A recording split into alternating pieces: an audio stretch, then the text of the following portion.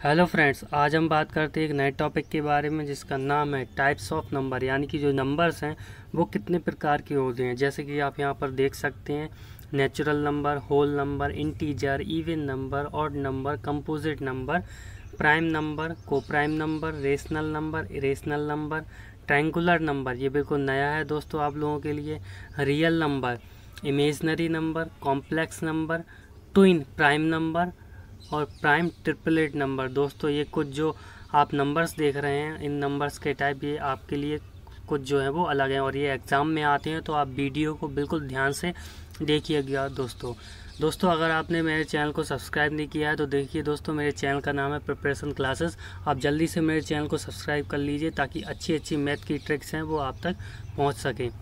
चलिए दोस्तों, हम समझते हैं एक एक करके संख्याओं के बारे में।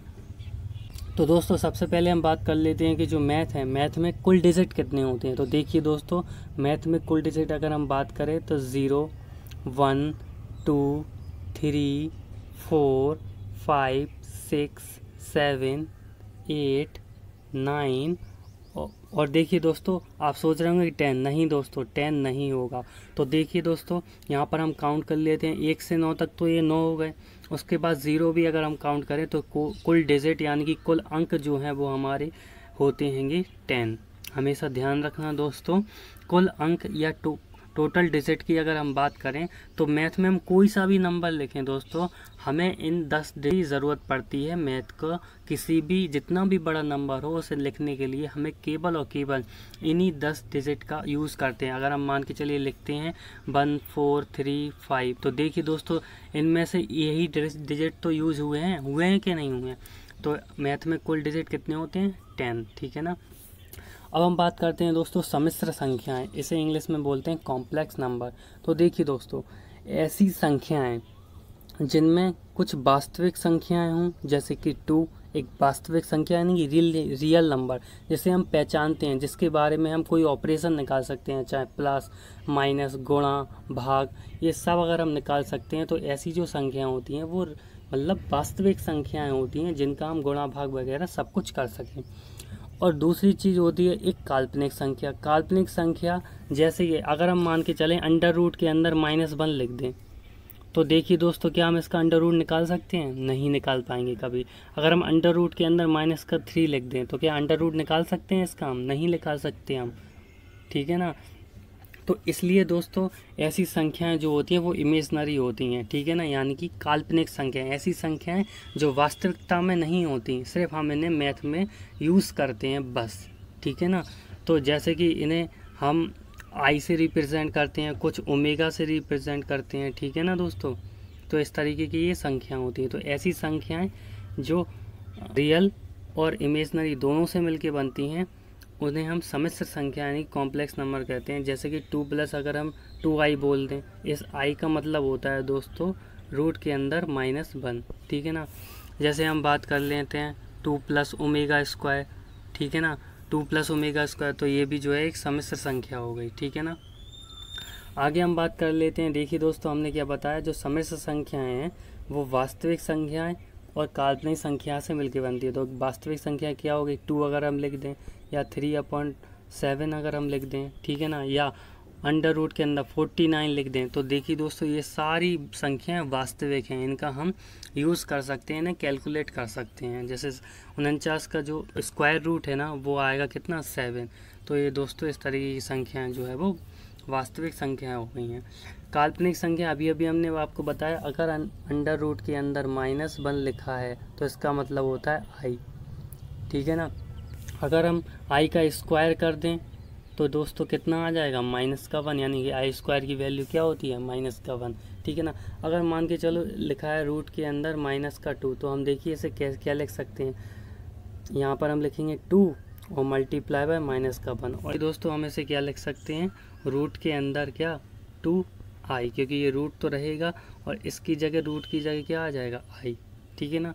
और ऐसे ही एक और टर्म होता है 1 + ओमेगा स्क्वायर बराबर 0। हालांकि ये आप लोगों के लिए इतना इम्पोर्टेंट नहीं है, लेकिन फिर भी मैंने आप लोगों को नॉलेज के लिए बताया कि कुछ काल्पनिक संख्या यानी कि इमेजनरी संख्या होती हैं जिनका कोई यूज़ नहीं होता है। आगे बढ़ते हैं, हम बात करते हैं संख्या रेखा यानी कि नंबर लाइन के बारे में। देखिए दोस्तों, आपने बचपन में पढ़ा होगा, एक लाइन ऐसी इस तरीके के हम खींच देते हैं। अगर यहाँ पे बीच का पॉइंट लें तो इसे हम मानते थे क्या, 0। इसके बाद अगर हम आगे बढ़ते हैं तो यहाँ पे 1, यहाँ पे 2, यहाँ पे 3, यहाँ पे 4, इस तरीके से आगे आगे इनफाइनाइट तक हम जाते थे। अगर हम बैक होते थे तो यहाँ -1 मिलता था, यहाँ -2, यहाँ -3, ठीक है ना। इस तरीके से हम जाते थे तो हमें क्या मिलेगा, यहाँ पे इनफाइनाइट। इस इनफाइनाइट का मतलब है अनंत, यानी कि 0 से लेके अनंत तक कितने भी आगे और कितने भी पीछे हम जा सकते हैं, ठीक है ना दोस्तों, समझ आ गया। अब हम आगे चलते हैं दोस्तों। यहाँ पर अब बात आती है प्राकृतिक संख्या यानी कि नेचुरल नंबर। तो नेचुरल नंबर दोस्तों क्या होते हैं, जैसे हम 1, 2, 3, 4, 5 आगे आगे जितने भी डॉट डॉट डॉट जितनी भी संख्याएं इनफाइनाइट तक, 1 से लेके इनफाइनाइट तक जितने भी नंबर हैं वो सारे नंबर क्या होते हैं दोस्तों, नेचुरल नंबर यानी कि प्राकृतिक संख्याएं होती हैं, ठीक है ना। अगला है दोस्तों पूर्ण संख्याएं क्या होती हैं, होल नंबर। देखिए दोस्तों, जो भी नेचुरल नंबर हैं यानी कि जो प्राकृतिक संख्याएं, अगर हम उसमें 0 और मिला दें, 0 और काउंट कर लें तो जितनी भी जो संख्याएं होंगी ना वो हमारी पूर्ण संख्याएं यानी कि होल नंबर होंगी। 0 से लेके इनफाइनाइट तक जो संख्याएं होती हैं उसमें जो पूर्ण संख्याएं कहलाती हैं। तो ये तो हो गए हमारे नेचुरल नंबर, इसमें हमने 0 और लगा दिया तो क्या हो गया, होल नंबर यानी कि पूर्ण संख्याएं। अगला है दोस्तों पूर्णांक। पूर्णांक क्या होता है दोस्तों, देखिए दोस्तों हमने क्या बताया, ये 0, 1, 2, 3 यहाँ से लेके इनफाइनाइट तक, और हम पीछे अगर जाएं तो यहाँ पर -1, -2 और dot dot dot minus infinite, यानी कि पूरे तो हम ले लें यहाँ पर होल नंबर और उसके बाद उसके नेगेटिव टर्म भी अगर हम ले लें, ठीक है ना, 0 से लेके इनफाइनाइट तक और फिर बैक 0 से लेके कहाँ तक, माइनस इनफाइनाइट तक। ये पूरी जितनी भी संख्याएं इसको कहते हैं इंटीजर, ठीक है ना, इनको क्या कहते हैं, इंटीजर, ठीक है ना, ध्यान दीजिए। अब हम बात करते हैं पॉजिटिव इंटीजर। तो देखिए दोस्तों पॉजिटिव इंटीजर क्या होंगे, पॉजिटिव इंटीजर प्लस का 1, प्लस का 2, प्लस का 3, प्लस का 4 डॉट डॉट डॉट प्लस का इनफाइनाइट तक जाना है, तो ये हमारे क्या होंगे, पॉजिटिव इंटीजर यानी कि पूर्णांक। दोस्तों पूर्णांक का मतलब होता है ऐसा अंक जो अपने आप में क्या हो, पूर्ण हो, संपूर्ण हो। दोस्तों अगर हम बात करें कि क्या 1.1 पूर्णांक है, नहीं दोस्तों ये पूर्णांक बिल्कुल नहीं होगा। क्यों नहीं होगा, क्योंकि ये तो जो 1.1 है वो 2 से तो क्या है, कम है, ठीक है ना, और 1 से ज़्यादा है, तो हमें ऐसा नंबर चाहिए जो अपने आप में पूरा हो।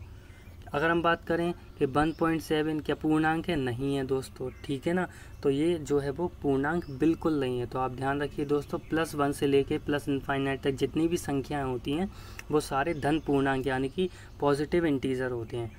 अगला दोस्तों ऋण पूर्णांक क्या होता है, तो ऋण पूर्णांक दोस्तों हम क्या करेंगे, यहाँ से -1, -2, -3 यहाँ से लेके बैक होते जाके माइनस इनफाइनाइट अगर हम जाते हैं तो इन्हें हम कहते हैं नेगेटिव इंटीजर, यानी कि जितनी भी ऋणात्मक संख्याएं हैं -1 से लेके इनफाइनाइट तक वो सब सारे क्या होते हैं, ऋण पूर्णांक होते हैं, ठीक है ना।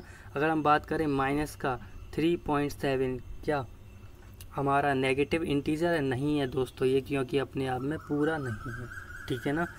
इसी तरीके से दोस्तों ध्यान रखना धन पूर्णांक और ऋण पूर्णांक और उसमें अगर हम 0 और मिला दें तो हमारे पूरा क्या बन जाएगा, पूरा इंटीजर बन जाएगा।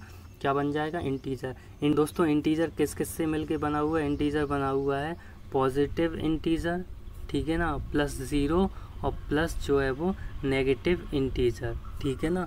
तो पूर्णांक इनसे मिला के बना हुआ है। अगली दोस्तों संख्या है सम संख्याएं यानी कि इवन नंबर। तो देखिए दोस्तों कोई सी भी ऐसी संख्या जो 2 से क्या हो, डिवाइड हो, तो वो सारी संख्या कौन सी संख्या कहलाती हैं, इवन नंबर। या फिर इसे दूसरे तरीके से बात करें, कितना भी बड़ा नंबर हो अगर उसका लास्ट डिजिट यानी कि जो यूनिट डिजिट है यानी कि इकाई अंक जो है वो क्या हो, 0, 2, 4, 6, 8 हो, तो ऐसी सारी संख्या हमारी सम संख्या यानी कि इवन नंबर कहलाती हैं। फॉर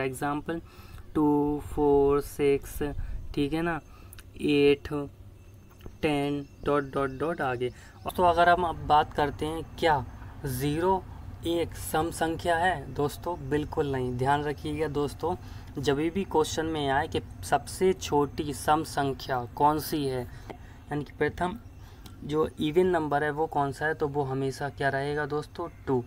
कभी भी ध्यान रखना 0 कभी भी इवन नंबर नहीं होगा, ध्यान रखिएगा दोस्तों, ये बहुत बार क्वेश्चन आता है एग्ज़ाम में। अब हम विषम संख्याओं के बारे में बात कर लेते हैं, यानी कि ऑड नंबर। तो देखिए दोस्तों, ऐसी संख्याएं जो 2 से डिवाइड नहीं होती हैं, क्या 2 से डिवाइड नहीं होती हैं, उन्हें क्या कहते हैं, विषम संख्या कहते हैं। जैसे कि 1 3 5 7 9 इस तरीके की ऐसी संख्याएं हैं, ये विषम संख्या कहलाती हैं, क्योंकि ये 2 से डिवाइड नहीं होती हैं, ठीक है ना। तो सबसे छोटी विषम संख्या कौन सी है, सबसे छोटी विषम संख्या 1 है, ठीक है ना दोस्तों। अगले नंबर पे आते हैं दोस्तों, तो ये है भाज्य संख्या, यानी कि कंपोजिट नंबर। तो देखिए दोस्तों, ऐसी संख्याएं जो खुद से, ठीक है ना, खुद से यानी कि सेल्फ, ठीक है ना, प्लस 1 से और किसी अदर नंबर से, यानी कि किसी दूसरे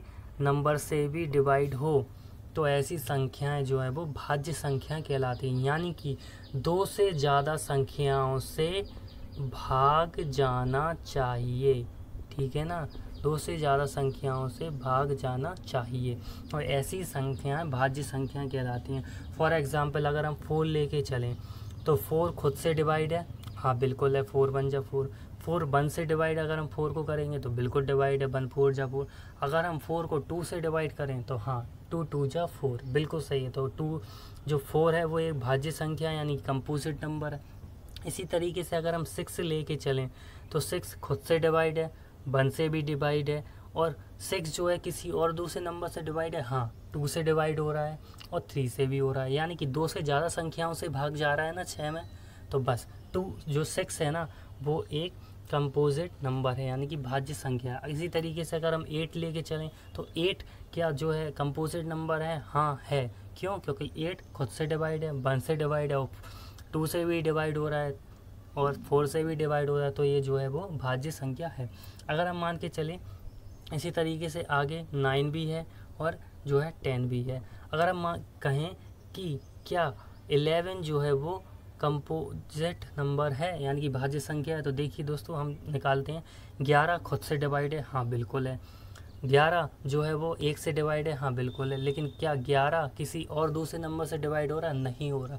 तो हमें 2 से ज़्यादा नंबरों से डिवाइड होना चाहिए ऐसा नंबर, तो वही नंबर हमारा भाज्य संख्या यानी कि कंपोजिट नंबर कहलाया। 11 केवल 2 नंबरों से डिवाइड हो रहा है, खुद से और 1 से, तो ये भाज्य संख्या नहीं है, ठीक है ना। ठीक है, तो हमेशा ध्यान रखना 2 से ज़्यादा नंबरों से डिवाइड होना चाहिए, यानी कि खुद से, 1 से और किसी और दूसरे नंबर से, तो ऐसी संख्याएं भाज्य संख्याएं कहलाती हैं। आगे बढ़ते हैं दोस्तों, अब बात करते हैं अभाज्य संख्या यानी कि रूढ़ संख्या, या इसे इंग्लिश में बोलते हैं प्राइम नंबर। तो देखिए दोस्तों, ऐसी संख्याएं जो खुद से यानी कि सेल्फ, ठीक है ना, और किससे 1 से डिवाइड हों, ठीक है ना, वो ऐसी संख्याएं जो हैं वो हमारी अभाज्य संख्याएं यानी कि प्राइम नंबर कहलाती हैं, ठीक है ना।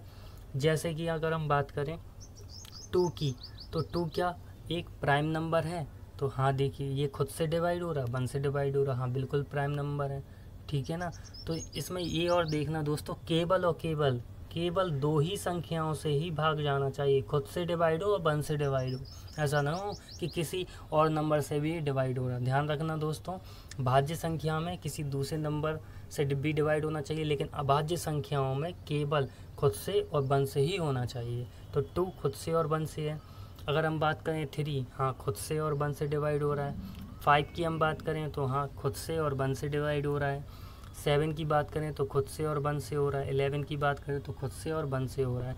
अगर हम बात करें क्या 4 जो है वो 4 से डिवाइड हो रहा, 1 से भी डिवाइड हो रहा, लेकिन 2 से भी तो हो रहा है डिवाइड, इसलिए ये प्राइम नंबर नहीं होगा, ठीक है ना। तो ध्यान रखना दोस्तों, ऐसी संख्याएं जो खुद से डिवाइड हों और 1 से हों तो वो प्राइम नंबर यानी कि अभाज्य संख्याएं कहलाती हैं, ठीक है ना। अब हम बात करते हैं, एग्ज़ाम में कुछ क्वेश्चंस आते हैं कि 1 से लेके 25 तक की जो है वो कितनी अभाज्य संख्या है वो बताइए। तो देखिए आप इन्हें याद कर लीजिए दोस्तों, 1 से 25 तक जो अभाज्य संख्या हैं उनकी संख्या होती हैं 9, इन्हें याद कर लीजिए।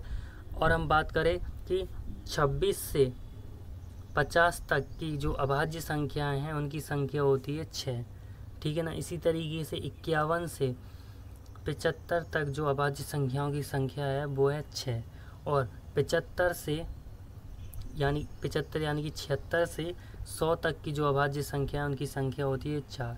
जब हम इन सबको काउंट करेंगे तो टोटल 25, यानी कि 1 से 100 तक की जितनी भी अभाज्य संख्या है वो कितनी अभाज्य संख्या होती हैं, 25।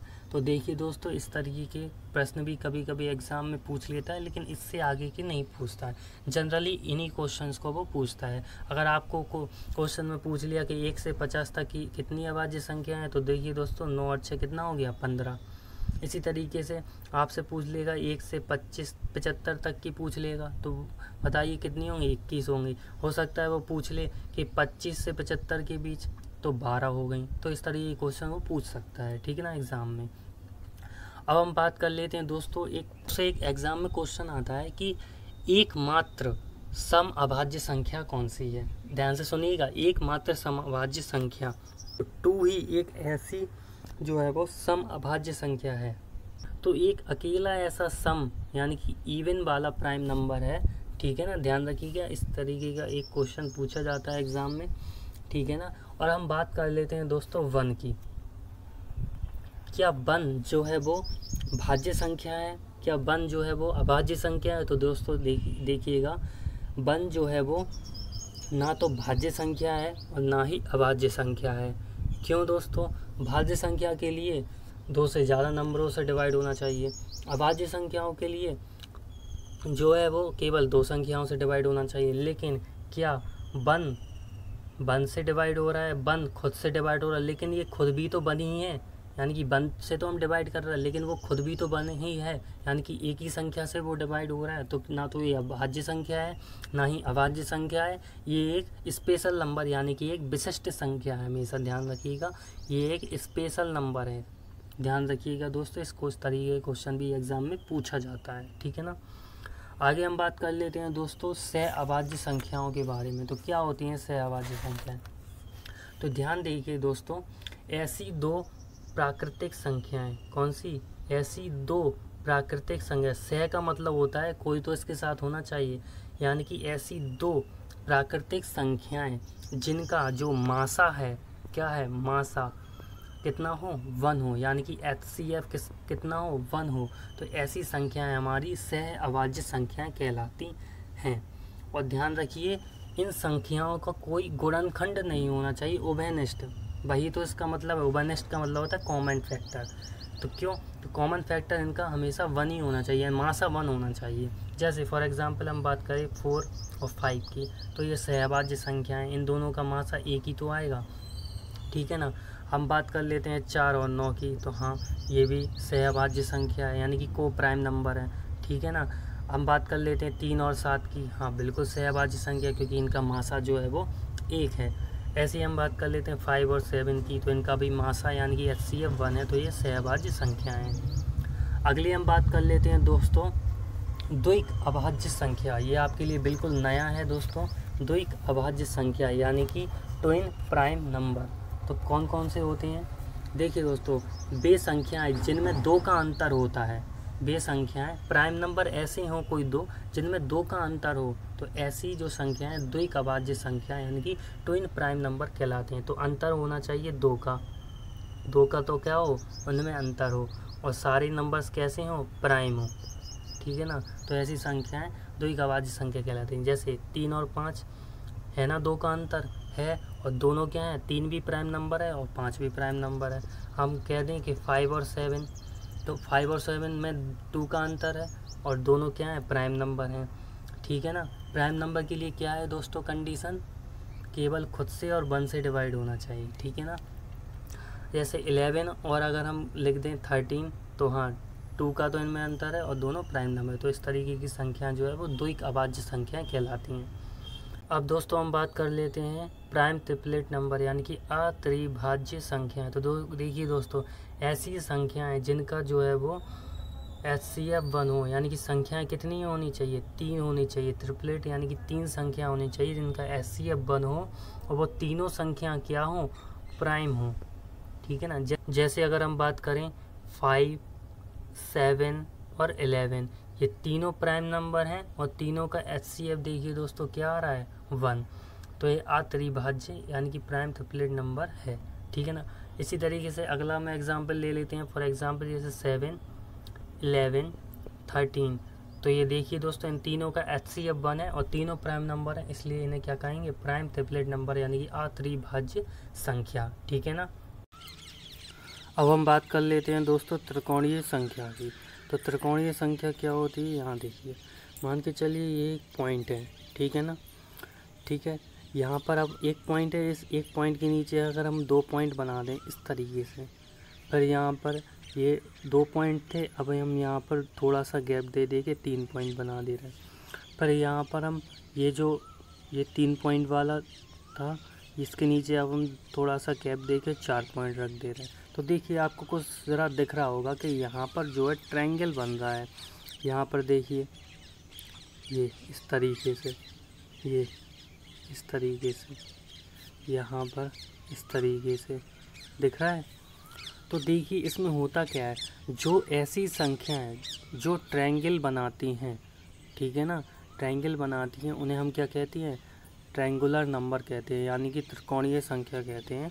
जैसे कि इसमें जो है वो कितनी ट्रायंगुलर संख्या है, 1। ठीक है ना। हालांकि इसमें त्रिकोणीय संख्या में पॉइंट को भी कंसीडर किया जाता है। ठीक है ना। दूसरी जो त्रिकोणीय संख्या है, इसमें देखिए दोस्तों 1, 2 और 3, तो 3 त्रिकोणीय संख्या हो गई। ठीक है ना। यानी कि 3 हमारा एक त्रिकोणीय नंबर है। ठीक है ना, यानी कि ट्रायंगुलर नंबर है। और यहाँ पर देखिए 1, 2, 3, 4, 5, 6, तो 6 हमारा क्या है, त्रिकोणीय संख्या है। इसी तरीके से 6 में यहाँ पर देखिए ये तो हो गया 6, तो यहाँ तक तो ये अपना ये रहा, और नीचे 4 पॉइंट और बनाए थे, तो 6 + 4 कितने हो गए, 10, यानी कि 10 हमारा क्या है, ट्रायंगुलर नंबर है। अब देखिए दोस्तों यहाँ पर एक पैटर्न सा बन रहा है।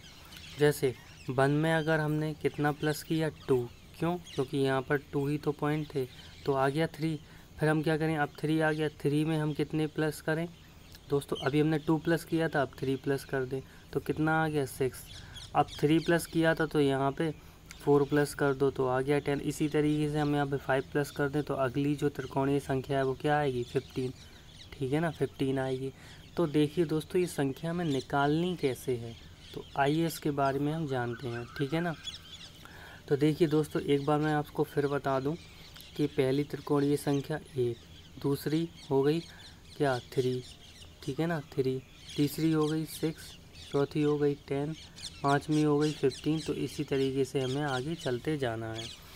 अब मान के चलिए एक फॉर्मूला हम इसके बारे में जानते हैं जिसके तरीके से हम आसानी से ट्रायंगुलर नंबर निकाल सकते हैं। इसके लिए हमारे पास एक फॉर्मूला होना चाहिए, जैसे n प्राकृतिक संख्याओं का योग, n प्राकृतिक संख्याओं का जो योग है उसके लिए एक फॉर्मूला होता है दोस्तों। क्या होता है, n + 1/2। अब जैसे मान के चलिए हमें चौथी जो है वो त्रिकोणीय संख्या निकालनी है, तो हम क्या करेंगे, n = 4 रख देंगे। एग्ज़ाम में पूछा जाएगा कि चौथी जो है त्रिकोणीय संख्या क्या है, तो n बराबर हम 4 रख देंगे। ठीक है ना। तो यहाँ पर रखो 4, यहाँ पर 4 + 1/2, तो कितना हो गया, 4 × 5/2, यानी कि 20/2, और यहाँ पे कैंसिल किया तो 10। देखिए दोस्तों इस तरीके से हम निकाल सकते हैं चौथी त्रिकोणीय संख्या क्या है, 10। तो इसी तरीके से दोस्तों हम सारी त्रिकोणीय संख्या निकाल सकते हैं। ये बहुत ही ईजी मैटर है और एग्ज़ाम में इस तरीके के क्वेश्चन पूछे जाते हैं। ठीक है ना दोस्तों। अब बात करते हैं दोस्तों त्रिकोणीय संख्याओं की, यानी कि ट्रायंगुलर नंबर। ये बिल्कुल नया टॉपिक है, एनटीपीसी ग्रुप डी में पूछा जाता है। तो देखिए दोस्तों यहाँ पर हम 1 पॉइंट रखते हैं, फिर हम यहाँ पर अगर हम यहाँ पर 3 पॉइंट रखें, ठीक है, यहाँ पर अगर हम 1, फिर यहाँ पे 2, फिर यहाँ पे गैप दे के हम 3 पॉइंट रखें, ऐसे ही अगर हम यहाँ पर 2 पॉइंट रखें, फिर यहाँ पर रखें, फिर ऐसे ही यहाँ पर रखें हम, तो देखिए दोस्तों इन पॉइंट्स को देख के आपको कुछ अंदाज़ा लग रहा है क्या ट्रायंगल बन रहा है? हाँ दोस्तों, बिल्कुल बन रहा है, बिल्कुल बन रहा है। देखिए दोस्तों यहाँ पर इस तरीके से, यहाँ पर भी बनेगा, यहाँ पर बनेगा दोस्तों, ये बिल्कुल पॉइंट को छूते हुए जाएगा यहाँ से यहाँ तक। ठीक है दोस्तों, तो ऐसी संख्याएं जो ट्रायंगल बनाती हैं उन्हें हम त्रिकोणीय संख्या कहलाती हैं। यानी कि देखिए इसमें त्रिकोणीय संख्या कितनी है? एक, यहाँ पर 3 पॉइंट थे तो 3, यहाँ पर कितने थे? 1 2 3 4 5 6 और 6 हो गए। यहाँ पर कितने हो गए दोस्तों? 6 तो इसमें थे और नीचे के 4 कितने हो गए बताइए? 10 हो गए ना। इसी तरीके से हमें क्या करना है? देखिए दोस्तों ये 1 पॉइंट था, इसके नीचे 2 लगा दो, फिर इसमें 2 पॉइंट थे, इसके नीचे 3 लगा दो, फिर यहाँ पे 3 थे, इसके नीचे 4 लगा दो। ठीक है ना। तो अगले नंबर पे आते हैं दोस्तों परिमेय संख्या यानी कि रेशनल नंबर। तो क्या होते हैं रेशनल नंबर? ऐसे नंबर जिन्हें हम P/Q के फॉर्म में लिख सकते हैं।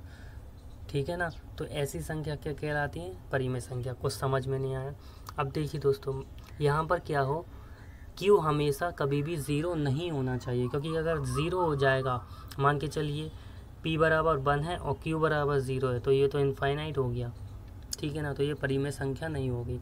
जिसे हमें P/Q के फॉर्म में लिख सकें, बटे में लिख सकें, यानी कि फ्रैक्शन में लिख सकें, तो वो परिमेय संख्या होगी। जैसे कि अगर हम लिखते हैं 5, तो 5 के बटे में अगर 1 लिख दो तो क्या कोई फ़र्क पड़ेगा? तो ये क्या है? P/Q का फॉर्म बन गया, तो ये परिमेय संख्या होगी। अगर हम लिख दें दोस्तों 7/22, तो क्या ये परिमेय संख्या? हाँ बिल्कुल बिल्कुल, P/Q के फॉर्म में हम लिख पा रहे हैं, इसलिए ये परिमेय संख्या। अगर हम लिखेंगे 9/21, क्या परिमेय संख्या है? हाँ बिल्कुल परिमेय संख्या है। ठीक है ना दोस्तों। तो ये इस तरीके की क्या होती हैं? परिमेय संख्या होती हैं। ठीक है ना दोस्तों। आगे बढ़ते हैं। अपरिमेय संख्या क्या होती हैं? सीधी सी बात है, जिन्हें हम P/Q के फॉर्म में नहीं लिख सकते, वो क्या होंगी? अपरिमेय संख्या होती हैं। फॉर एग्जाम्पल जैसे मान के चलिए ये है रूट के अंदर 2, क्या लिख सकते हैं ऐसे परिमेय संख्या के फॉर्म में? लिख सकते हैं? नहीं लिख सकते। अगर हम इसे लिखें √3, क्या लिख सकते हैं? नहीं। अगर हम लिखें रूट के अंदर 1/2, लिख सकते हैं। रूट के अंदर -2, तो क्या लिख पाएंगे? माइनस का √2, क्या हम इसे लिख पाएंगे? तो ये सारी क्या हैं? अपरिमेय संख्याएं हैं। ठीक है ना दोस्तों, जिन्हें हम P/Q के फॉर्म में लिख ही नहीं सकते। ठीक है ना। तो अपरिमेय संख्याएं दोस्तों हमेशा गैर आवर्ती यानी कि नॉन रिकरिंग होती हैं। इसका मतलब क्या होता है दोस्तों? यानी कि ये ऐसी संख्या होती हैं जिसे डिवाइड करने पर जो है वो बार बार दशमलव के बाद बार बार वही नंबर रिपीट नहीं होता है। ठीक है ना। और ये ऐसी संख्याएं भी होती हैं जो कभी भी समाप्त नहीं होती हैं। कैसे? जैसे मान के चलो हम √2 निकालते हैं, तो क्या निकलता है? 1.414। हाँ, और डॉट डॉट डॉट आगे भी कुछ होता है। अगर हम दशमलव हटाएं तो नीचे पता नहीं कितना अनंत तक जाना पड़े। तो ऐसी संख्या ये गैर आवर्ती यानी कि ये कभी भी समाप्त नहीं होती है लिखने पर। तो ऐसी संख्या अपरिमेय संख्या होती हैं। इन्हें इसलिए एग्जैक्ट फॉर्म में हम क्या नहीं लिख सकते? एग्जैक्ट फॉर्म में हमें इन्हें जो P/Q के फॉर्म में लिख ही नहीं सकते। तो ये अपरिमेय संख्या हो गई। आया समझ में? तो दोस्तों मैंने आपको सभी प्रकार की संख्याओं के बारे में जानकारी दे दी है और साथ ही इसके डाउट भी क्लियर कर दिए हैं। और अगर आपको मेरा ये वीडियो पसंद आया तो जल्दी से इसे लाइक कर दीजिए, चैनल पर नए हैं तो इसे सब्सक्राइब कर दीजिए और बेल आइकन के बटन को ज़रूर दबाइएगा। ठीक है ना। और इस सेशन को ज़्यादा से ज़्यादा लोगों तक शेयर कर दीजिए, ताकि अगर किसी को नंबर से रिलेटेड कोई भी डाउट हो तो वो भी अपने डाउट को क्लियर कर सकें दोस्तों। और आपको अगर कोई क्वेश्चन पूछना हो कमेंट बॉक्स में जाके मुझे कमेंट कर दीजिए, मैं आपके डाउट का सल्यूशन ज़रूर दूंगा। ठीक है ना। थैंक यू दोस्तों।